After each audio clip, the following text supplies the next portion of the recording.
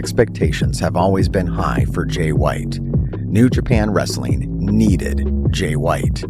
Jay White was pushed into the main event scene just as their former top non-Japanese-born star was leaving the company to form All Elite Wrestling, that star being Kenny Omega.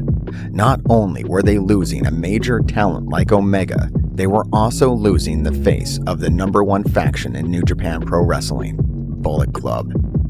It was more than logical to have Jay step into Omega's spot, maybe even more logical than having Kenny in that spot to begin with, as Jay was directly trained by New Japan Pro Wrestling and was a young lion in the New Japan Pro Wrestling dojo, just like the original Bullet Club leader, Fergal Devitt, or Finn Balor as he's known as today.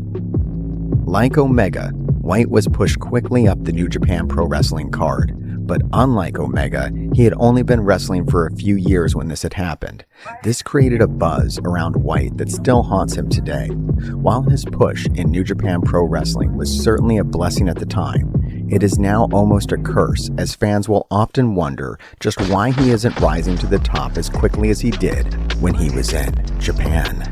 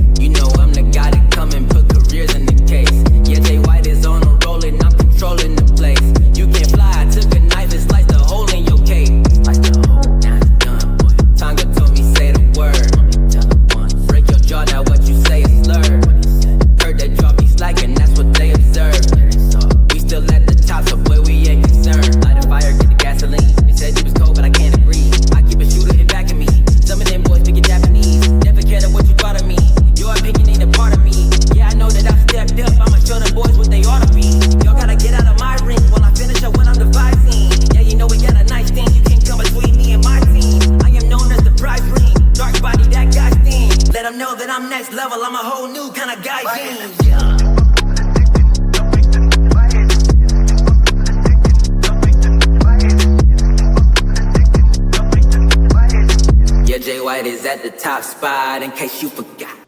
I've been telling people on this channel to subscribe, and they won't. Yes? What can we do about that? Can you help me out? Maybe if you tell them to subscribe, they'll do it. Threaten them. I'll threaten them for you. Yeah, that would be great. Yeah. You don't have to do it till you're cursed.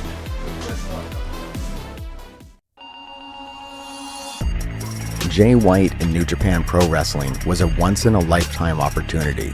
He was in the right place, at the right time, with the right look and the right amount of talent. There may never be another quite like Jay White in any wrestling organization. It was truly lightning striking twice. A double rainbow, a pink unicorn, a Shakespearean character in wrestling gear. If you've been following me for a while, you've likely heard me talk about Jay White being on a Shakespearean level. Jay White was a classical Shakespeare villain in his pursuit to usurp the top wrestler in New Japan, Kazuchika Okada. Jay's arc can be summarized as him wanting to prove he was the best in New Japan by any means necessary, because playing nice wasn't working. So when Okada invited Jay to Chaos, he told the Rainmaker he was coming after him and his IWGP Heavyweight title, because Jay White was going to be the new ruler of New Japan. But Okada didn't believe him and said that Jay wasn't anywhere near his level yet, and then refused to hug him, and Jay took that personally. So he betrayed Okada and became the leader of Bullet Club. To me, Jay's career has 3 distinct acts so far, and they go something like this.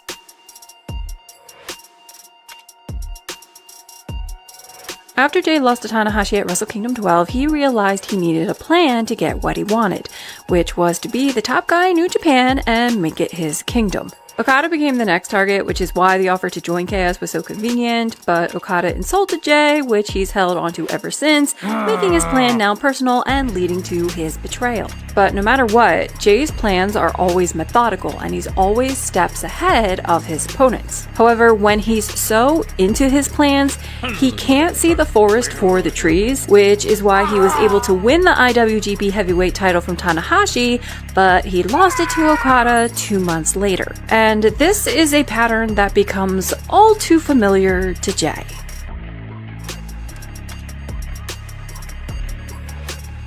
Hell-bent on getting the heavyweight title back, Jay managed to reach the final of G1 Climax in 2019, but he lost to the man known as God, Kota Ibushi. And then Jay did something that's become very common in his career. Instead of accepting his failures, Jay takes his anger out on others. He blames others for his shortcomings, or he'll take something from somebody in order to make himself feel better. So Jay took his anger out on Tetsuya Naito and took his Intercontinental Championship in the process. However, this opened up an opportunity to get the heavyweight title again, thank you Naito, in a crazy storyline for Wrestle Kingdom 14 called Double Gold Dash. 4 men vied to become the first double champion in New Japan. Jay lost his match and title to Naito, so he took his anger out on Ibushi, and then he started to crack. And then the pandemic happened, which gave Jay time to plot. He tried to get back to the title again at G1 Climax 30, but failed to make the final, losing to Tomohiro Ishii. But somehow, this was all Ibushi's fault. After all, Ibushi won the tournament for the 2nd year in a row, and Jay lost to Ibushi the year before. Duh. And as Jay cracked more and more and became so fixated on achieving his goal, he properly cheated in order to take Ibushi's G1 briefcase away from him. It was Jay's time, and it was finally going to happen at Wrestle Kingdom 15. But Ibushi got in the way again. Instead of Jay becoming champion, it was Ibushi. Jay's entire plan, everything that he'd been working for, had just fallen apart. So he fell apart. He couldn't understand why this happened, so he was gonna quit. But when you're stubborn and trying to prove yourself, quitting doesn't last very long. If Jay couldn't be the top champion, now the IWGP World Heavyweight Championship, then he was going to do something greater, something that Okada has never even done. One of Jay's favorite punching bags is beloved ace Hiroshi Tanahashi, and Tana was the never openweight champion, so if Jay won that title, he would become the first Grand Slam champion in New Japan history. And he did just that. But nobody cared. Jay noticed that nobody ever cared when he achieved something, which is a theme that has been running throughout his life. Every time he achieves this huge accolades, nobody cares. Nobody gives him the recognition that he feels he deserves.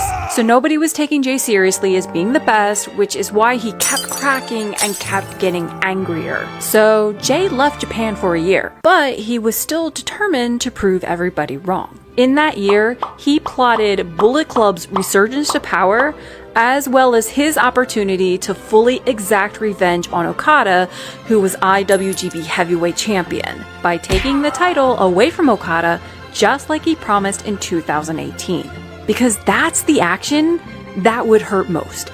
That's the middle finger to Okada for saying Jay wasn't good enough to be at his level. It was the moment Jay had been waiting for almost 5 years. But Okada knows Jay very well. Like, Okada has said that he actually sees himself in Jay, so he recognized that ambition. And they did this dance 5 times already, so Okada was determined to finally end Jay's reign of terror, which is what led to Wrestle Kingdom 17. For me, the beauty of Jay and Okada's match at Wrestle Kingdom 17 was that it was 5 years of a messy relationship laid out in the ring. It was 5 years of pain, anger, revenge, and deceit, all laid out. The way I see it, Jay was like a son to Okada, a son who betrayed his father to take away what was his. This match was a must-win for Jay to prove he really was better than Okada. His 4-1 record certainly wasn't enough, especially when Jay's singles wins at Wrestle Kingdom were 2-3. But again, because Jay is so methodical with his plans and can't see the forest for the trees, he panics when things don't go his way.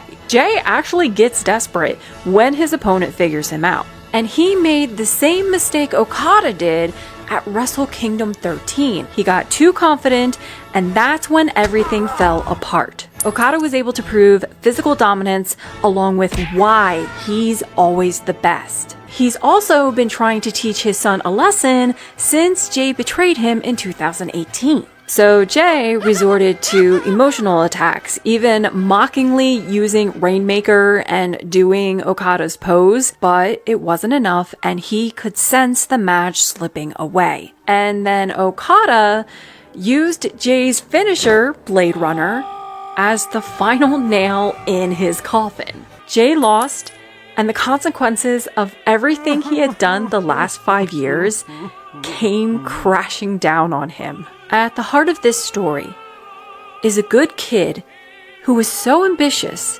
that he did what he felt he needed to do to be recognized, but it cost him so much. This is Thunder Rosa from the Graveyards of Tijuana, Mexico. Make sure you subscribe to this channel, The Parts Unknown, and Grave Diggers keep digging. Jay White would first appear in All Elite Wrestling at the start of 2022 to help the Young Bucks in a feud they were having with Trent Beretta and Rocky Romero, who were members of the opposing faction to Bullet Club in New Japan Pro Wrestling, Chaos. This was a pretty forgettable first appearance that only resulted in a singles match between Jay and Trent on an episode of Rampage, and later with a four-way match against Adam Cole, Adam Page, and Okada at that year's Forbidden Door. In New Japan for you, you've really done it all, truly. I mean, as the first Grand Slam champion there, what's left for you to do in New Japan? Great question. That is a great question.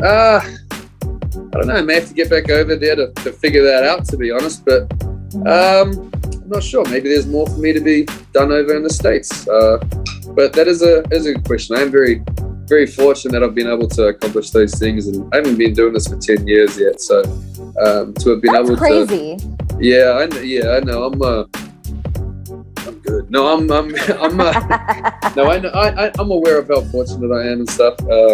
But so it's a lot of guys can spend a lot longer and get a lot less out of it. So no, I know I'm fortunate.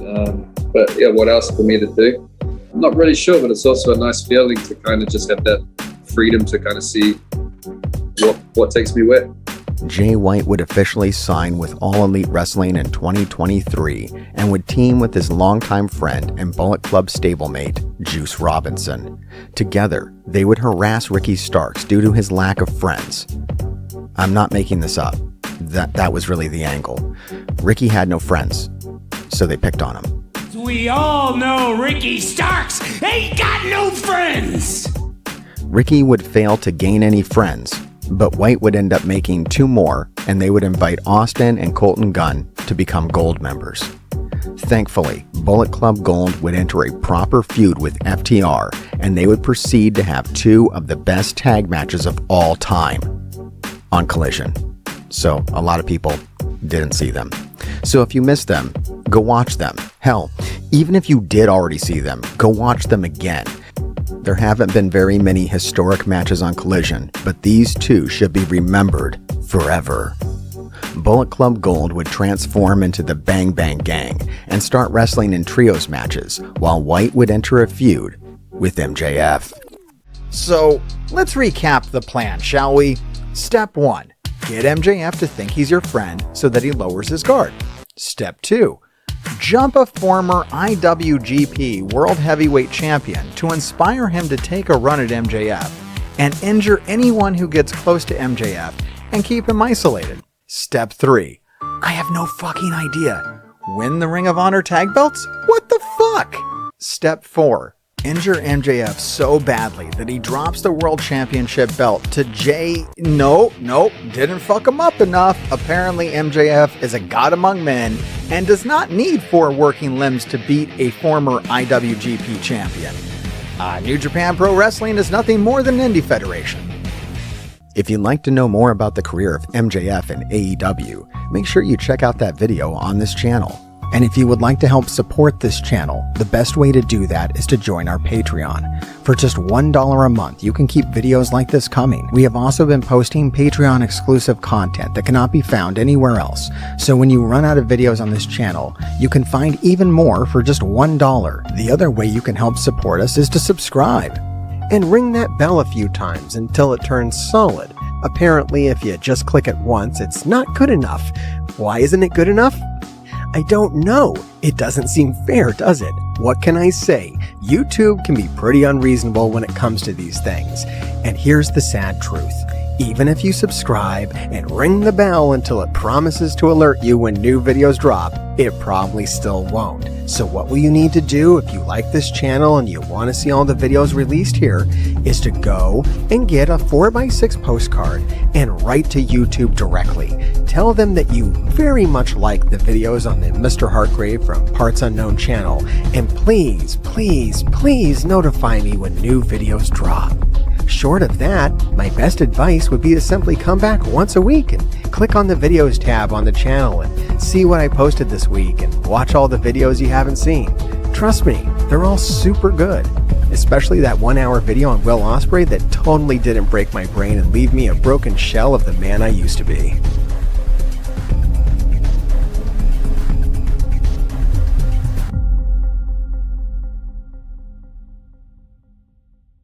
A lot of this originated in Bullet Club, and now we're Bang Bang Gang, but I still wear the Bullet Club gold logo on my trunks. So I think we're kind of caught in between. I believe officially we are the Bang Bang Gang now. And when you add Colton and Austin in there, real quick, we stopped calling ourselves Bullet Club Gold. Me and Jay wanted to be with those guys specifically. I really enjoy watching Jay work, Jay White. And I know that's kind of biased because he's in our group, but it's such a different style than me and Colton. He's so hard hitting and so fluid and so smooth, and it's such a joy to be able to be in there and learn from him, because I just like to be a sponge in there and kind of see how everybody else is working and kind of going through them, like their motions and their way of working, and just watching Jay perform is just unbelievable. He is so good.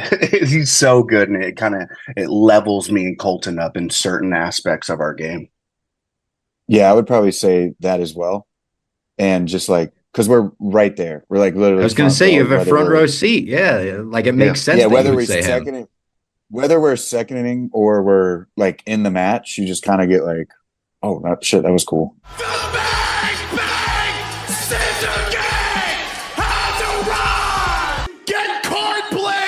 We fired him weeks ago.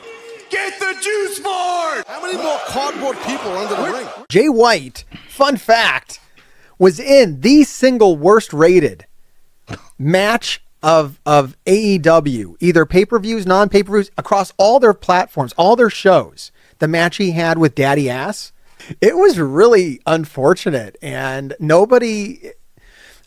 look, we got some people in the chat here that didn't absolutely despise it. And most people that liked it were really big, Billy Gunn fans.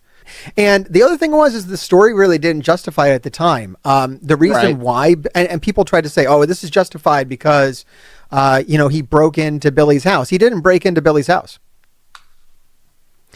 Billy's sons lit him in the fucking house. It's not breaking in. It's not breaking. Yeah, if you enter your own parents' home, I don't really know if it's a real gray area there. And what would have sold it for me, what would have been okay, I get this aggression, I get why this had to happen, is if when he was in the house, Jay White actually did something. Right. Jay White did nothing. He looked around, maroozed around, and then left. Yeah, it was less egregious than Swerve by far. Swerve threatened a baby. I forgot about that. Yeah. Swerve did threaten a baby. You can't forget that Swerve threatened, which I think was actually Hangman. I really want the behind the scenes picture of Hangman laying down in that crib with the cell phone, taking the video. Right? It's got to be. But, that's so funny. But yeah, Jay White threatened to break Billy's TV and then didn't. So they had it right there. If he would have just smashed up his TV, and how much are TVs? They're $100. Break his TV. Daddy's ass got the money for that. Yeah, he's fine. Tony's got the money for that. Tony Khan confront a TV smash, especially if your plan as the booker is to have him just have his ass whooped for 10 minutes by a retired guy. I don't know. Look, we've gone on way too much about this, but I figured this was great for YouTube again, because I think people can really appreciate how I have all the footage cut of that too. Oh gosh. I just lay that in. I have this great highlight reel of Jay White getting his ass whooped by Daddy Ass for 10 minutes. Oh my gosh, that's something. I mean, if he actually won the match, that makes it a little better, but I guess so. This is a little. And this is after he got beaten by MJF, who had one leg and one arm. Which everyone remembers this. Now you remember this, right? I do. Yeah. Where MJF literally beat Jay White with one leg and one arm. And now we've won the Ring of Honor 6-man titles. We've won the AEW World Trios titles. We're the first unified trios champions. That turtleneck douchebag Christian hurt Jay White. I am stripping the Bang Bang Gang of the Unified Trios Championship. The thing about wrestling is sometimes you got to step back for a little while and make sure everything's good before you can continue on even harder. So I think that's where he is right now. He's got to just take some time. And that guy, if he's one thing, he's smart. He'll know when to come back and how to come back. And he'll make an impact because that's one of the things he's very good at. There is no one to save Juice Robinson. Someone needs to stop this. We need security. We need the referees. Switchblade Jay White back. We don't even know if he's cleared to compete, but he's come back. You have left a path of destruction. Everywhere you go, you've quite literally left flames in your wake. And you know what? I wouldn't have a problem with it if it didn't affect me and if you didn't try to include the Bang Bang Gang in your carnage. But that's perfect, you see. You see how this works out? You see, I need you, and how perfect. Look at the time and you present yourself to me. You give me this opportunity to stop this runaway train, now known as Cowboy Hangman Adam Page. I'm the one that will stop you. You see, we can fight fire with fire, and we will see who burns last.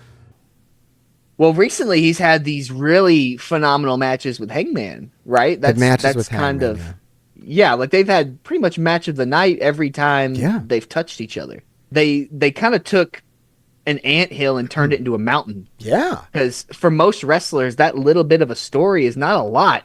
But for great wrestlers, that little bit of a story is all you need to build an empire, to tell an entire novel of a story. And that's what we've gotten here with Jay White and Hangman recently, where they've taken who really cares about win-loss records and stuff in professional wrestling? Like, a lot of people talk about how that barely even matters anymore. But these two have taken something that is overlooked and often underrated and turned it into a whole thing where they just had these epic encounters and just amazing 5-star matches on, were they consecutive pay-per-views? Yes, back to back. Yeah, on consecutive pay-per-views. And I hate to see something so awesome and such a product of two professionals, real professional wrestlers, get sucked up into this 4-way for the championship. I mean, I guess I'm glad to see him get involved in the title picture. Absolutely. But God, not like this. It's unfortunate, and there's a false finish involved in this where it looks like Jay White gets, the visual win. Mm-hmm. Hits the Blade Runner on Moxley. It's because the visual win, but then there's, shenanigans, and then he gets robbed. Right. So I guess there's an attempt to kind of make him look okay. I mean, it seems like there's always, other than when he goes against MJF. Right. Which was like a total burial. The visual win, I think, is very important. Yeah. I'd kind of forgotten about that when I made my earlier statement. But the visual win to show that tells us as viewers that Jay White is important. Yes. That Jay White is a player, that Jay White belonged to be here. Like, he deserved his spot in this match. And if it wasn't for just this one little hiccup, he very well could have captured the championship. So I really enjoy the visual win, because that keeps some faith with us as viewers to stay invested in Jay White. We're not done with him yet. He wasn't quite as much of a throw-in as we kind of made it seem. Him and Hangman joining this match wasn't quite as pointless as we first made it look like, because here's Jay White rightfully winning the championship. But Of course, that didn't happen, but I'm glad that they put that spot in there. When do we finally pull the trigger on Jay White? I don't know. He's destined to be the AEW World Champion someday, surely, right? After everything, all the hype and build up. It's so packed in AEW. Was it the right call for him to come to AEW? Would he be better off somewhere else?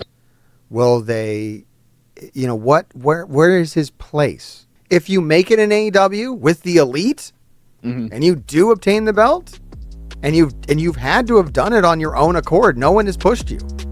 Right. Like you will have gotten yourself, Swerve got himself over. It is up to Jay White to get himself over. I think he's done great. The stuff that people would criticize about him, like Card Blade, which I haven't talked about enough in this video, which I thought was amazing. Card Blade had a moment. It was a cardboard cutout of Jay White, and it was over to the point where they were selling hundreds of miniature Jay White card blades to people. That's awesome. Yeah. And that's just, what he's doing. Nobody was like, hey, Jay White, come out with the cardboard cutout of yourself. That was, those guys developed that and came out with that. And that's how he set himself apart and got himself talked about. He read the room. He says, this is what the AEW audience is into. Correctly read it and did it. Right. I think when they signed him, they didn't have a goal. They saw the name. They knew they wanted him. They brought him in. They didn't have anything for him. He sat here peddling his fingers. Sounds right. He had nothing to do. He didn't know what was going on. So he started getting over organically. He started doing stuff on his own with this cardboard cutout. He started going out of his way. If you're not going to give me the time of day to steal the show the way I know I can, I'm going to steal the show in the way that you're allowing me to. I'm going to take the road that you're giving me, and I'm still going to drive it better than anybody else because that's what I do. I'm Jay freaking White. Now he's getting these matches with Hangman. Now he's in the title picture. I think the wheels are turning. If the wheels keep on turning this way throughout this year, I think he still needs a few months, maybe even like 6-ish, of having these kind of upper level Hangman style matches. And maybe by the end of the year, we are looking at a Jay White champion. See, I've been here before, huh? What? I lost the match, so am I lost now? No, I've been here before, and every time I've been in this situation, I tell myself that I'm right where I'm meant to be. See, I've failed before. I've failed plenty of times. I've succeeded, and you know how I've succeeded? Because I've failed time and time again, and I get to this moment right here where it comes down to how I look at it. Huh? How do I want to look at it? Am I where I'm meant to be? Or did I lose and I'm now lost? The good thing about that is that it's me. It's me in this situation. So all it takes is one man's belief. And it's lucky that that one man is myself, because all it takes for me to reach, not reach, what it takes for me to retain the heights that I have reached before and I continue to reach. All it takes is my belief. A belief in myself that got me here!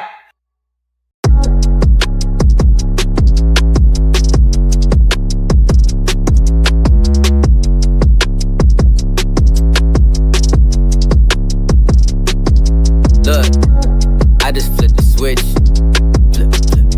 Kinda show these superstars some common sense. Take out any doubters if they might exist. IWGP champion, I am quite equipped. I exist only to watch you expire slowly. Come toe to toe with the homies, the Bullet Club, they the Brodies. They thought the group had imploded. Take this next line and quote it. We the ones that's devoted. The Bullet Club just reloaded. Yeah, I fly and I soar, but I aspire for more. Took some time so I can show you how this lion can roar. Sound the sirens, let them know I'm standing right at the door. I'm defiant, cause I know that I'm a giant at core. Yeah, I'm that boy. Better take cover, put you way under. Yeah, that happens once I hit you with that Blade Runner. All y'all late comers, gon' find out I'm number one. Yeah, I'm that great number. Yeah.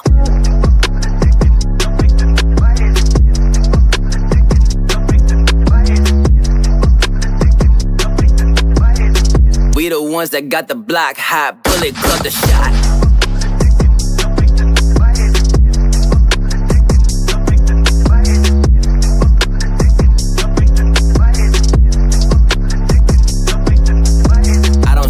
hero, I see fear in your face. You know I'm the guy that come and put careers in the case. Yeah, Jay White is on a roll and I'm controlling the place. You can't fly, I took a knife and sliced a hole in your cape. Sliced a hole, now it's done, boy. Tonga told me say the word, only tell him once. Break your jaw, now what you say is slurred. What he say? Heard that jaw be slacking, that's what they observed. Yeah, they saw. We still at the top, so boy, we ain't concerned. Light a fire, get the gasoline. They said you was cold, but I can't agree. I keep a shooter in back of me. Some of them boys speaking Japanese. Never cared of what you thought of me. Your opinion ain't a part of me. Yeah, I know that I've stepped up. I'ma show them boys what they ought to be. Y'all gotta get out of my ring while I finish up what I'm devising. Yeah, you know we got a nice thing. You can't come between me and my team. I am known as the prize ring. Dark body, that guy's thing. Let them know that I'm next level. I'm a whole new kind of guy scene. Yeah.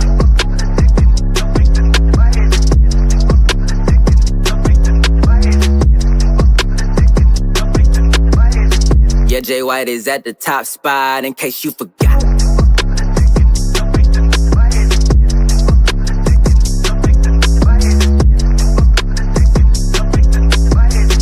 We the ones that got the block hot, bullet got the shot.